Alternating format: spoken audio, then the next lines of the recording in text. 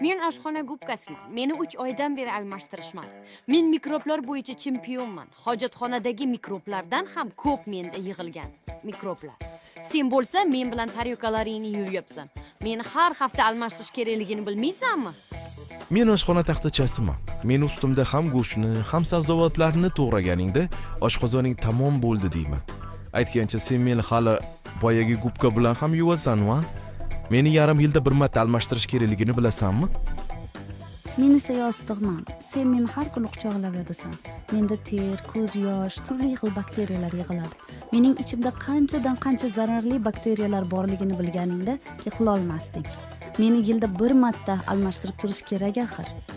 Men tish cho'tkasiman. 6 oydan ham ko'p vaqtdan beri xizmat qilyapman. Men tishlaringni umuman tozalamay qo'yganimni bilmaysan-da, nega tishlarimda karies bor deysan? Axir meni har 3 oyda almashtirish kerak.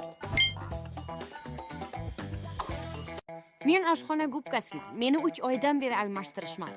Men mikroblar bo'yicha chempionman. Hojatxonadagi mikroblardan ham ko'p menda yig'ilgan mikroblar. Sen bo'lsa men bilan taryokalaringni yuryapsan. Meni har hafta almashtirish kerakligini bilmaysanmi? Men oshxona taxtachasiman. Men ustimda ham go'shtni, ham sabzavotlarni to'g'raganingda oshqozoning tamom bo'ldi deyman.